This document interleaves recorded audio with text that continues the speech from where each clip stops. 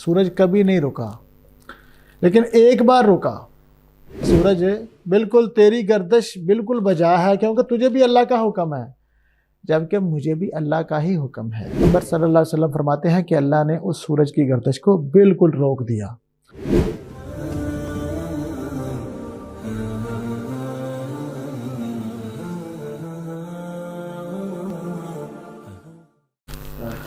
بسم اللہ الرحمن الرحیم۔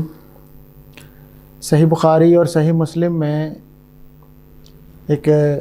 واقعہ بیان ہوا ہے۔ نبی کریم صلی اللہ علیہ وسلم نے یوشع بن نون علیہ السلام جو اپنے وقت کے نبی تھے، ان کے جہاد کا ایک واقعہ ذکر فرمایا ہے۔ واقعہ بڑا دلچسپ بھی ہے، اور اس کے اندر ایک انوکھا واقعہ، انوکھا معاملہ یہ ہے کہ اللہ رب العزت نے سورج کو، اس واقعے کے اندر بیان ہوا ہے کہ اللہ رب العزت نے سورج کو روک دیا تھا، سورج کی گردش رک گئی تھی۔ یعنی جب سے اللہ نے سورج کا نظام قائم کیا ہے، شروع کیا ہے، اس وقت سے لے کر آج تک اور قیامت تک سورج کبھی نہیں رکا، لیکن ایک بار رکا۔ اور وہ کیا واقعہ ہے؟ وہ واقعہ اس طرح ہے، صحیح بخاری اور صحیح مسلم میں ہے۔ ابو ہریرہ رضی اللہ تعالیٰ عنہ اس حدیث کے راوی ہیں، فرماتے ہیں کہ رسول اللہ صلی اللہ علیہ وسلم نے فرمایا کہ ایک نبی تھے یوشع بن نون جن کا نام تھا، انہوں نے جہاد کے لیے اپنی قوم کو ساتھ لیا اور فرمایا کہ باقی ساری قوم تو میرے ساتھ جہاد کے لیے نکلے گی، لیکن اگر کسی شخص کی شادی ہوئی ہے لیکن ابھی رخصتی نہیں ہوئی، یا جس نے اپنے گھر کو تعمیر کیا ہے لیکن اگر ابھی تک اس نے اس کی چھت نہیں ڈالی، ایسے ہی جس کی جو ہے نا وہ بکریاں یا اونٹنیاں جس نے خریدی ہوئی ہیں اور ابھی ان کی جو ہے نا وہ ولادت کا جو ہے نا وہ وقت قریب ہے، تو یہ تینوں قسم کے لوگ جو ہیں وہ میرے ساتھ شامل نہ ہوں، باقی سارے میرے ساتھ شامل ہوں گے۔ وہ اپنی قوم کو ساتھ لے کر چل پڑے۔ سفر کرتے کرتے دشمن کی جہاں بستی تھی وہاں جا پہنچے تو اس وقت عصر کا وقت قریب تھا، یعنی سورج ڈھل رہا تھا۔ اس وقت کا جو دستور تھا جو اللہ کی طرف سے وہ یہی تھا کہ جب دشمن کے اوپر فتح پا لی جاتی تھی تو دشمن کا جو مال تھا وہ کسی بھی شکل میں ہوتا ہے، سونے کی شکل میں، چاندی کی شکل میں، جنس کی شکل میں، یا جو ہے نا وہ جانور کی شکل میں، جو بھی مال غنیمت ہوتا تھا، تو اس دور میں اس کا کھانا، استعمال کرنا، ملکیت بنانا وہ جائز نہیں ہوتا تھا۔ تو اللہ تعالیٰ کا حکم ہی یہ تھا کہ وہ اس کو اکٹھا کر کے رکھ دیا جائے گراؤنڈ میں، اور پھر آگ آتی تھی اور اس کو جلا دیتی تھی۔ تو مال غنیمت کا ایک تو مصرف یہ تھا، استعمال یہ تھا، اور دوسرا یہ ایک طرح سے ایک نشانی بھی تھی کہ اللہ تعالیٰ نے آپ کی محنت کو، آپ کے جہاد کو قبول فرما لیا ہے۔ تو وہ جو نبی تھے یوشع علیہ السلام، وہ اپنی قوم کو جب لے کر پہنچے تو انہوں نے غور کیا تو سورج تو ڈوبنے والا ہے، تو بڑے پریشان ہوئے، اور پھر سورج کو مخاطب کرتے ہوئے فرماتے ہیں کہ اے سورج بالکل تیری گردش بالکل بجا ہے، کیونکہ تجھے بھی اللہ کا حکم ہے،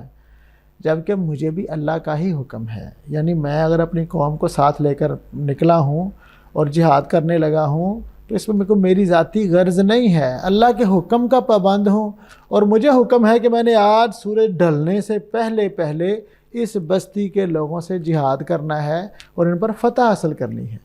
تو اگر سورج کی گردش ایسے ہی رہی جیسے چل رہی ہے تو سورج پہلے ڈوب جائے گا اور ہم لیٹ ہو جائیں گے۔ تو اللہ سے دعا کیا کی، یا اللہ اللہم احبسھا علینا، اے اللہ اس سورج کی گردش کو روک دے۔ پیارے پیغمبر صلی اللہ علیہ وسلم فرماتے ہیں کہ اللہ نے اس سورج کی گردش کو بالکل روک دیا۔ انہوں نے پھر جہاد کیا، دشمن کے خلاف جہاد کیا، لڑائی ہوئی اور دشمن کو شکست ہوئی، اور نبی کریم صلی اللہ علیہ وسلم کو، اس جو نبی تھے یوشع، ان کو اور ان کی قوم کو اللہ نے فتح سے نوازا۔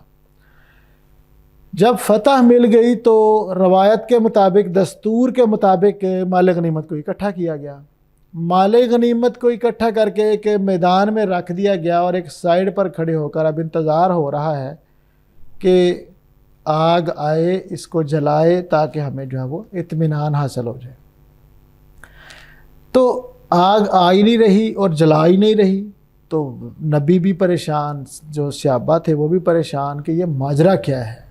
ہم نے اتنی محنت مشقت کی اور اللہ کو ہمارا جہاد قبول نہیں ہے۔ تو وہی آتی ہے نبی پر کہ کسی شخص نے خیانت کی ہوئی ہے، یعنی مال غنیمت سارا جمع نہیں ہوا، اس وجہ سے اللہ تعالیٰ ابھی قبول نہیں فرما رہے۔ تو انہوں نے اپنی قوم کو اکٹھا کیا اور قوم سے کہا کہ بھائی یہ وحی آئی ہے تو کسی نے خیانت کی ہے، تو جب تک خیانت شدہ مال واپس اس گراؤنڈ میدان میں باقی مال کے ساتھ نہیں رکھا جائے گا تب تک یہ آگ نہیں آئے گی، اس کو نہیں جلائے گی۔ تو اب چور کیسے پکڑیں؟ چور پکڑنے کا بڑا دلچسپ طریقہ کہ چونکہ وہ اس دور میں قبائلی سسٹم تھا، تو نبی نے کہا کہ بھئی ہر قبیلے کا ایک شخص میرے پاس آئے اور آ کر میرے ساتھ مصافحہ کرے، میرے ساتھ ہاتھ ملائے۔ تو ہر قبیلے سے ایک ایک شخص آیا، تو ایک قبیلے کے شخص کا ہاتھ چمٹ گیا، نبی کے ہاتھ کے ساتھ چمٹ گیا۔ تو یہ نشانی تھی کہ اس کے قبیلے کو چیک کیا جائے اگر آپ نے چور پکڑنا ہے تو اس قبیلے کے سارے افراد کو بلا لیا گیا اور سب کے ساتھ مصافحہ کیا گیا۔ تو نبی جو تھے اس دور کے یوشع علیہ السلام، انہوں نے جب سارے قبیلے سے ہاتھ ملایا تو 2 یا 3 لوگوں کا ہاتھ ان کے ہاتھ کے ساتھ چپک گیا، تو یہ نشانی تھی کہ یہ ان لوگوں کی خیانت ہے جس کی وجہ سے یہ ساری بلا اور مصیبت جو ہے نا وہ سر پہ پڑی ہوئی ہے۔ تو وہ مان گئے، ان کو کہا گیا، انہوں نے جو ہے وہ سونا چھپایا ہوا تھا، یہ جو گائے کا سر ہے، گائے کی سری جس کو ہم کہتے ہیں، سر اس کا، اس کی طرح کا سونے کی ایک ڈلی تھی بہت بڑی، تو وہ انہوں نے چھپائی ہوئی تھی۔ تو جب اس کو لا کر گراؤنڈ میں رکھ دیا گیا تو پھر آگ آئی اور اس نے اس مال غنیمت کو جلا کر راکھ کر دیا، اور یہ جو ہے وہ نشانی تھی کہ اللہ تعالیٰ نے آپ کا جہاد قبول فرما لیا ہے۔ تو اس میں ایک تو ہمیں یہ بات سمجھ آتی ہے اس حدیث کی روز، کیونکہ یہ صحیح بخاری اور صحیح مسلم کی حدیث ہے جس کے درست ہونے پر، جس کے صحیح ہونے پر ساری امت کا اتفاق ہے کہ اس کے اندر آنے والی تمام احادیث وہ بالکل صحیح ہیں، ان میں کسی قسم کا شک و شبہ نہیں ہے۔ تو ایک تو ہمیں یہ سمجھ آئی کہ جو ہمارے یہاں مشہور ہے کہ حضرت بلال نے ایک دفعہ اذان نہ دی تو پھر جو ہے نا وہ سورج ہی طلوع نہ ہوا، سورج رک گیا، تو یہ بالکل غلط ہے، ایسی کوئی بات نہیں ہے۔ سورج کی گردش صرف ایک دفعہ اب تک رکی ہے، اور وہ اسی وقت وہی واقعہ ہے جو ابھی میں نے آپ کے سامنے بیان کیا، جو نبی کریم صلی اللہ علیہ وسلم نے بیان کیا، جو ابو ہریرہ نے روایت کیا اور صحیح بخاری اور صحیح مسلم کے اندر موجود ہے۔ یوشع جو وقت کے نبی تھے ان کے غزوے کا واقعہ ہے، جہاد کی خاطر ان کی دعا پر اللہ تعالیٰ نے جو ہے وہ سورج کی گردش کو روک دیا تھا۔ ایک تو ہمیں یہ بات سمجھ آتی ہے کہ سورج کی گردش اس وجہ سے رکی تھی اور ایک بار ہی رکی تھی، اور دوسری جو بات سمجھ آتی وہ یہ ہے کہ اگر خیانت پائی جاتی ہے، کرنے والے ظاہر ہے سارے لوگ نہیں ہوتے، 2 3 4 چند لوگ ہوتے ہیں، لیکن جو جہاد ہے وہ کسی کا بھی قبول نہیں ہو رہا، اس میں نبی بھی شامل ہے، اس میں پاک باز صحابہ بھی شامل ہیں، اس میں بڑے بڑے صاف ستھرے لوگ بھی شامل ہیں، لیکن یہ جو خیانت ہے یعنی کرپشن جس کو ہم کہتے ہیں، 2 نمبری جس کو ہم کہتے ہیں، حرام کا مال جس کو ہم کہتے ہیں، اس کی نحوست، اس کا وبال پوری امت پر، پوری قوم پر پڑتا ہے۔ تو ہمیں یہ بات ذہن میں رکھنی چاہیے کہ کرپشن جب تک ہمارے اندر ہے تو اس کی نحوست ساری قوم اور ملک پر پڑتی ہے، تو اس سے ہمیں اپنے آپ کو بچانا چاہیے، کرپشن سے روکنا چاہیے۔ اور تیسری بات ہمیں جو سمجھ آتی وہ یہ کہ اللہ تعالیٰ کا ہمارے اوپر کتنا مہربانی ہے، کتنا رحم ہے کہ پہلے وہ جو غنیمت کا مال تھا اس کو جلا دیا جاتا تھا، جبکہ اب غنیمت کا مال اللہ نے ہمارے لیے حلال کر دیا ہے۔ تو یہ صحیح بخاری میں بھی ہے، صحیح مسلم میں بھی ہے، اور علامہ البانی رحمہ اللہ نے سلسلۃ الاحادیث صحیحہ کے اندر بھی اس حدیث کو ذکر فرمایا ہے۔ اللہ تعالیٰ عمل کرنے کی توفیق عطا فرمائے۔